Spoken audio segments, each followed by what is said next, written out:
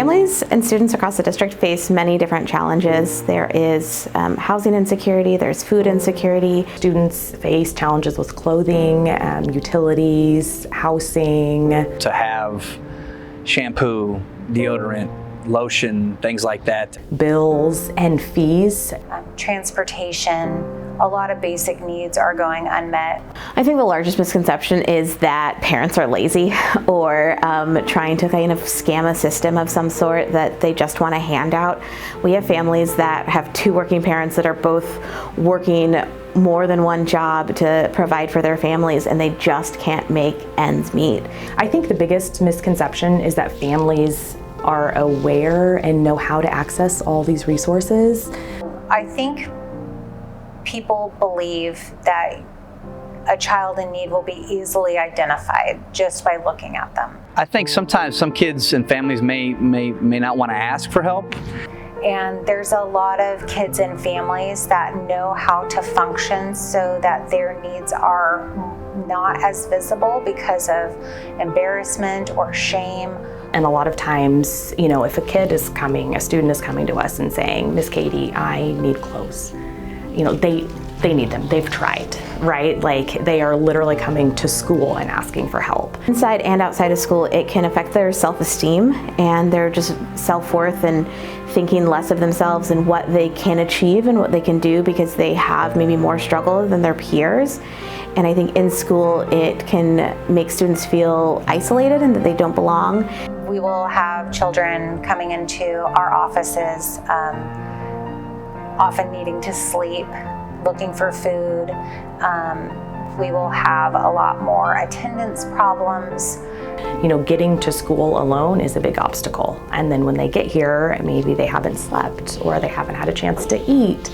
They don't have school supplies. They don't have a backpack, anywhere to put their things. And so, they've gotten to school, which is huge, but then they walk through the doors and it's kind of like, now what?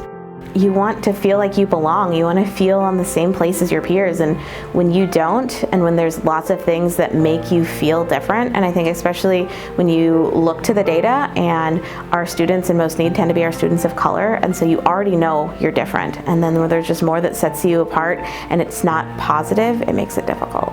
When they have a trusted adult, we can usually find out more of what they need, and it's not always who you think it would be.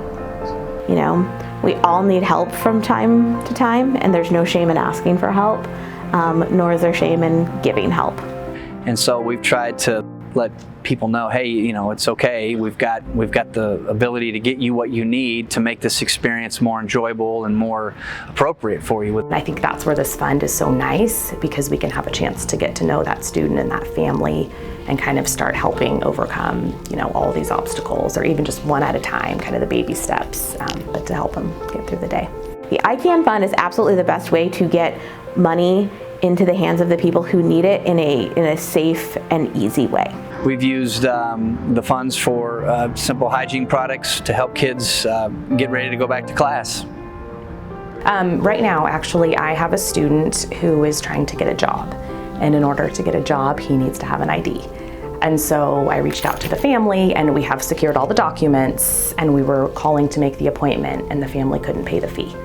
And so I submitted a form to ICAN, and they are going to take care of that. So my student will have an ID and be able to get a job. There was a family whose son had to be in Children's Mercy in Kansas City, and so we were able to get that family a gift card so they could go back and forth, put fuel in their car, and keep their healthy child in school, and also support their sick child that was at the hospital.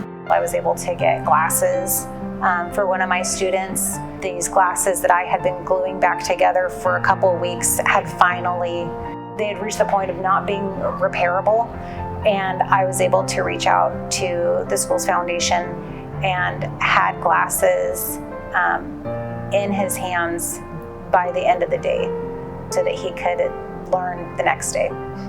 And you ask kids like, hey man, do you have some deodorant? Do you have body wash? Do you have shampoo? And a lot of them, that I found out, they don't. And so it's an easy, very discreet, just walk down to the closet, grab a few, hand it off, no big deal.